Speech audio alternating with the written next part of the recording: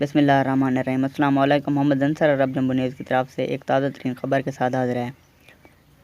سعودی عرب میں وصول transport programme میں سعودی خواتین کے لیے خصوصی رعایت۔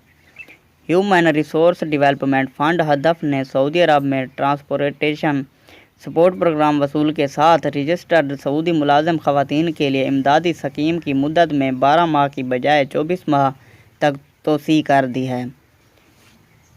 عرب نیوز کے مطابق اس پروگرام کے نئے طریقہ کار کے مطابق امداد سے مستفید ہونے والی خواتین ہر سفر کی ٹکٹ پر 80% کا رعایت حاصل کر سکتی ہیں۔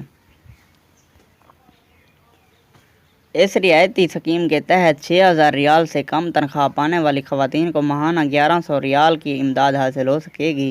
اس کے علاوہ 6,000 سے 8,000 ریال ماہانہ اجرت پر کام کرنے والی خواتین کے لیے یہ امداد 800 ریال ماہانہ تک ہوگی۔ سعودی وزارت نقل و حمل کے ذریعہ یہ خدمت لائسنس یافتہ کمپنیوں کو فراہم کی جا رہی ہے تاکہ مسافروں کی حفاظت کو یقینی بنایا جائے اور اعلیٰ معیار کی خدمات کو برقرار رکھا جا سکے۔ وصول پروگرام میں اس خدمات کے لیے مملکت کے 13 علاقوں کا احاطہ کیا گیا ہے۔ ان میں ریاض، مکہ مکرمہ، الشرقیہ ریجن، مدینہ منورہ، تبوک، عسیر، قصیم، حائل، جازان، شمالی سرحد، نجران اور الجوف اور بہا شامل ہیں۔ واضح رہے کہ نجی شعبے میں کام کرنے والی خواتین وصول ٹرانسپورٹ پروگرام کے ذریعے اپنے رجسٹر کرا سکتی ہیں۔